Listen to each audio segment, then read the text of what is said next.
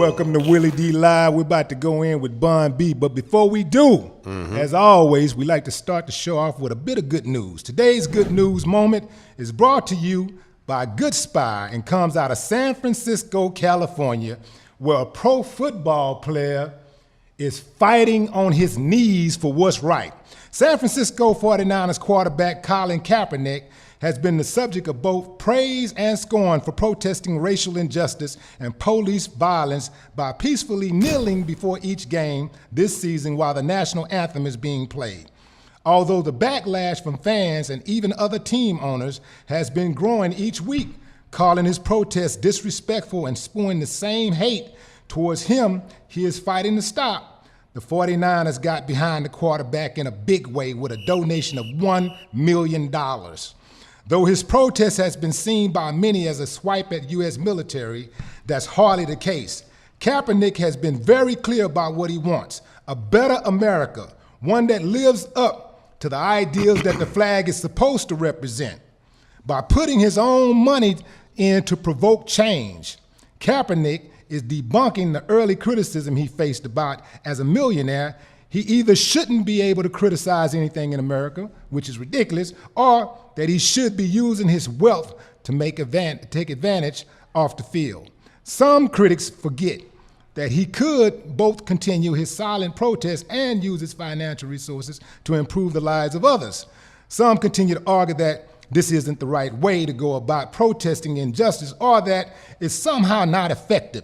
The story that followed, however, has shown just how wrong they are. Soon after he began his protest, Kaepernick's jersey began skyrocketing up the sales chart on the NFL's team's store as fans flocked to load up on gear in support of the 28-year-old. Kaepernick has stated that he plans to donate all proceeds he receives from his jersey sales back into the local communities.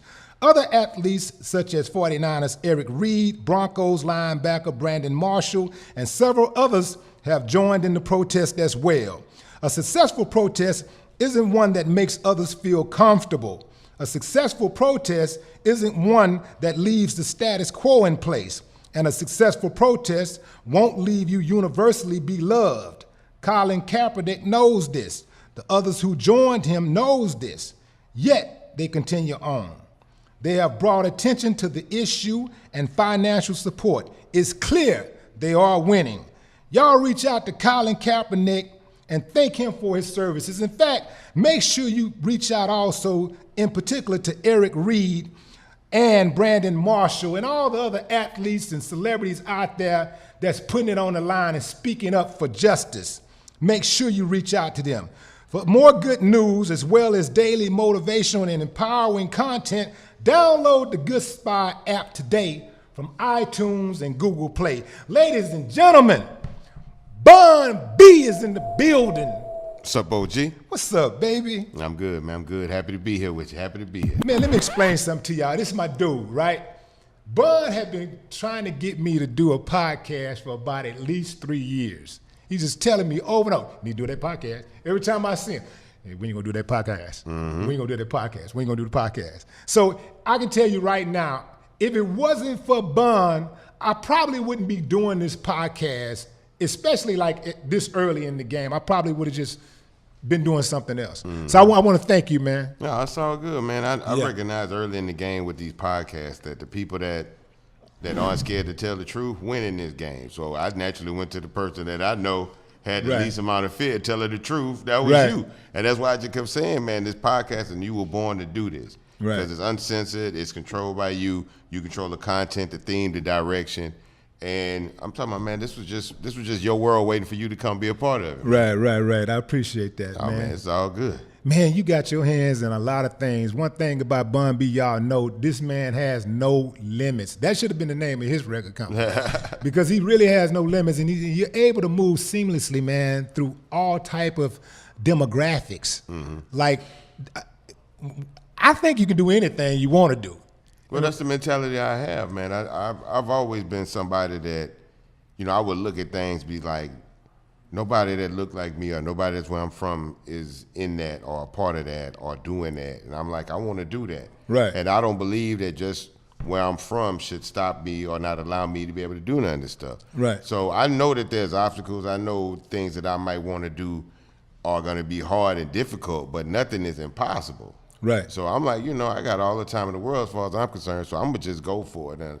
And if I hadn't had that mentality, I wouldn't even be an MC. Right. You know what I'm saying? That's how I looked at it. Like, man, if anybody else could do it, I can do it. All I got to do is see somebody do it, watch him do it, and I'm like, yeah, okay, he can do it, I can do it. God made us all in his image. We all even. So it's really about the initiative in you as far as how far you can go in life, especially when you don't have no resources. And I've seen people with less do way more than I had done. So I'm like, man, I got to go for it. Right. So I just started throwing things up against the wall. The rap thing works. So we just started trying other things, man. And, everything don't work. But the things that don't work, I still learn from that to make the next thing work. So, right.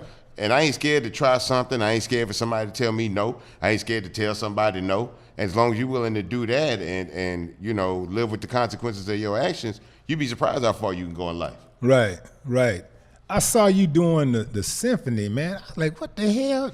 Yeah. What's Bun doing? I didn't even. It didn't surprise me though, but I was just it was just like, it blew me away that another door. Yeah, I mean, it was something that, when it came to me, I was nervous about it because I didn't really understand it. It was the 100-year anniversary of the symphony, but even beyond that, it was the 100-year anniversary of the ADL, the Anti-Defamation League. Right. So they were both in conjunction putting together this ceremony, and one of the benefactors of the Houston Symphony wanted to bring like a couple of hundred kids to the symphony who had never been to the symphony, kids from the inner cities, black kids, Latino kids, to the symphony to see something. They were like, well, we're going to show them a lot of things that they have never seen before. Is there a way to incorporate something that they might have kind of seen before? And they were like, well, that would probably be rap. Right. And they were like, well, what kind of rap would be appropriate and who would be appropriate in presenting it? So they came up with the idea of the song that they wanted to do, but they were like, well, who would do the song? Like, is it disrespectful to ask a rapper to do another rapper's song? So the song they wanted to do was Where's the Love by Black Eyed Peas. So when they approached me, I was like, well, what I can do is we can take that theme and those lyrics and I can change the lyrics about a little bit of the song to talk about the people that we're talking about and the accomplishments that they've achieved. It was all about Houston legends and Houston civil rights activists locally. So I just I was part of the education segment. So I just incorporated the different people in the education segment that they were honoring that night and put their names and their accomplishments into the rhyme. I presented it to them early to let them see exactly what it was. And they were like, this is exactly what we wanted. But what was the vetting process painstaking, or it was something that could happen? Yeah, no. I mean, keep in mind, because it was a symphony and of course the ADL, there were certain things that certain people were worried about. In particular, my proximity to the Honorable Minister Louis Farrakhan in several instances, particularly when I introduced him at Prairie View. So they presented me with papers and just said, we just want you to know the type of person that you're associating with, Right. I told him, I said, and that's fine. I said, but just keep in mind, when I met with him, he didn't give me any papers on y'all, So right. That's not, I don't want to start getting into that kind of a thing. If you want me to be a part of this program, I'm willing to do it. And if my proximity to the minister makes you scared, then that's fine. And they were like, well, we had gotten word that there might be this Hollywood Reporter story that might be coming out about your association with the minister. I'm like, well, there are people who would get nervous about my association with the ADL. Exactly. I took that into consideration, and I still proceeded, to work with y'all because I believe in what you stand for. I believe in what he stands for, and I don't feel the need to draw a line in the sand. Right. And eventually they were like, you know what, we'll stand with you. And the story never came out. The worries that they had never showed themselves, and everybody stuck through it, and eventually we went up there and made an amazing event happen and made history happen in Houston, man. Man, I'm getting chills because I'm sitting here thinking to myself, this is the example of a man. You see, a lot of you guys out there, a lot of people out there, they compromise their principles. They'll unfriend people because that friend that they have it does not fit the agenda of another friend or associate. Right. I don't allow anybody to pick my friends for me. Absolutely. You know, you got people out there that try to pick your friends. Well, you're going to be friends with him. You can't be friends with me. And I well, see ya. You know, you can't control me. You can't tell me who I can be friends with. I'm going to be friends with who the hell I want to be friends with. And if you got a problem with that, that's your problem, right, not mine. Once you start letting people make any decision in your life, they'll try to make every decision. Exactly. In your life. You got to let people know, like I said, I've never been a person that was scared to tell somebody no. You have to be very adamant about where you at. And like I said, you have to let people know who you are and where you stand, because people will try you all day, every day, you know. And I'm not one for it. I'm not one for the mess. I carry myself a certain way. I talk a certain way in public. But if you really know me and if you know me, you know I ain't for the bullshit. You know what I'm saying? Just point blank period. I'm not really for it. I try to find the best way to handle the situation, because everything don't have to come to that, but be prepared to go to that, you know. But at 43 years old, I shouldn't have to beat on my chest behind everything. There's a calculated way to do things, and I know a lot of people who have 100 times more power and strength than I do, and they let their voice and their actions do the talking. So that's the kind of man that I try to be, and so far it's got me pretty far in life. Got you really far in life. I mean, Professor Bun B, come on, man. Yeah. Now, how did you get that gig? So I went to the class and interviewed with Dr. Penn. So Dr. Penn had already been teaching the class at Rice University for several years. I came in as to be interviewed, and I got to talk to him before the class, and we talked after the class. I noticed several books on the shelf in his office that I had read. We talked about those books. I realized we had a lot of the same viewpoints, and even in things that we didn't agree with, we were able to conversate with that and maturely disagree about certain things. You know, Dr. Penn is, teaches humanities and religious studies course. He's head of the religious studies department, but he's a practicing atheist. You know what I'm saying? So now, how did that was the very interesting thing about it, because it wasn't like easy. I mean, you had to do some research to get this. This was, having the idea of doing this class together was one thing. Once I got over my initial nervousness about it, because my thing is, if I'm going to do it, I have to be able to do it right, because if I mess this up, hip hop as a culture looks bad, me as an artist look bad, Dr. Penn as an educator looks bad, and Rice looks bad as an institution. So I have to take all these things into consideration before I decide to take that on. And once we did that, we were like, okay, well, how does the class with me and you teaching work? What are the books? What is the curriculum? How long is the class? How long do I speak? How long do you speak? How long do we take questions? What's the reading? What's the extra credit reading? All this kind of stuff. And we have to agree on this stuff. We don't necessarily agree on everything, but we can agree on a lot of the principles and the base behind a lot of ideologies, as far as Christianity, Catholicism, Judaism, and just spirituality in general. And then we take the kids through that conversation that he and I have, and the ideas that we have, and the sides of these issues that we stand on, and we present them to the class in as neutral and a setting as possible, and then allow them to have their own ideas about it. See, that's the thing about my class, as far as terminology and, defining things and so forth, that kind of thing, that'll be on the test. But the deeper part of my class, and the part that's most essential, is the students being allowed to have their own independent opinions. We encourage that. It's not just about a yes or a no answer. How do you actually perceive this? If I say, what is this, then that. Well, how does that relate? Then that's on you. That's, I tell you, it takes a lot of courage to teach a class like that, because I always tell people the two things that I would never try to change the mind of someone or the opinion of is a person's religion and their politics.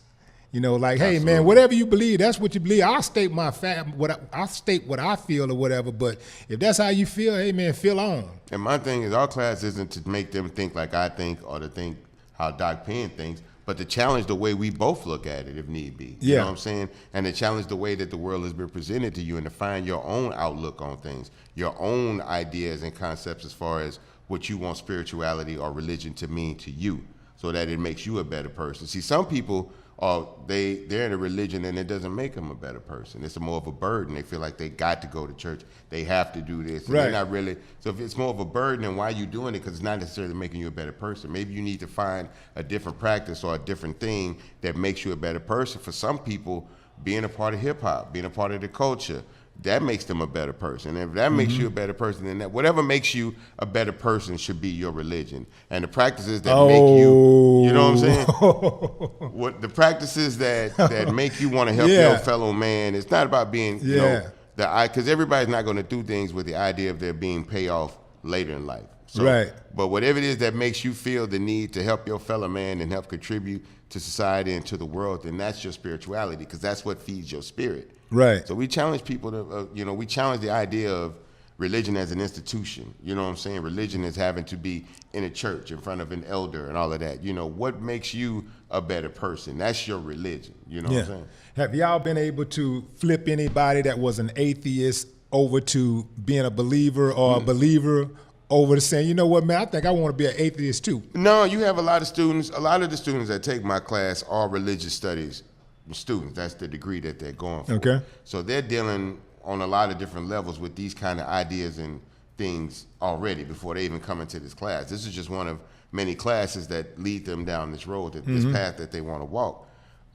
So for them, it's really about just having a deeper understanding of it so that they can understand if that's a path they want to go. Maybe they were raised Baptist, they're looking at Judaism, and they want to understand it deeper so they would know exactly if that's something they want to do. Because if the traditions and the practices are things that are a problem, then maybe you don't need to go from baptism to Islam, from Christianity to Islam, because Islam is Orthodox Islam has a lot more practices and is a lot more stricter and demands a lot more personal accountability on some aspects than Christianity. So if you're worried about the practice, then you might need to move away from that. Right. So for us, it's not about making a person that doesn't believe in God believe in God. It's all about, well, what makes you a good person? Because for some people, it's the fear of God. Right. But if you don't believe in God, then there is no fear of God. So then what makes you decide to even open the door for somebody to let them walk through? You know what I'm saying? Man, this guy right here. This guy, man, I love the way you think, man. Let me ask you this, man. Is anybody keeping a tally on artists most featured on songs? Because I'm sure you're at the top. I'm probably in the top 5. You up there somewhere, man. I'm in the top 5, but I know people like Busta Rhymes got an early jump on me. I know Wayne. No. Face do not do as many features as you do. He used to. I caught up with him, but I think a person like Lil Wayne for sure. Yeah, got a lot of verses out there. I think when it's all said and done, I'll probably end up in the top 3 maybe. I know I'm in the top 5. You got. I think it's got to be top. I think people will be surprised that I turn down a lot more work than I do. Is that right? Yeah, because a lot of the feature work that come with me is people feel like they can pay me for the right to use my terminology and adopt my brand. So a lot of times people want to do a song with me just so they can go from that point on and start using Trill and all of that, as if it's a cosign from me. Right. So there's a lot of songs that I turn down. A lot of them want to use a Pimp C sample and kind of copy Pimp C style, so they want me on the verse as a cosign. Right, the cosigner. It's okay if Bun on the song. Ain't nobody gonna say nothing about it. Exactly. So I turn down a lot more than I do. Right. And a lot of it's on principle. And those are the ones that come with the real paper. Right. You know what I'm saying? Because they trying to pay to play. Right. You know what I'm saying? And them the ones where you really got to stand on principle. I've been here long enough to know that money not going nowhere. As long as you stay out there and you stay viable, feature work and concerts, all that stuff. It may not be as big as it was when the biggest record was, but if you're consistent in the way you carry yourself in character, you can consistently find ways to eat in this industry. Right. But once you start doing it strictly for the money, you will eventually compromise yourself, and people will realize you ain't the man they thought you was, and they gonna quit fucking with you. Right. We're gonna talk about these so-called men when we come back. You dig?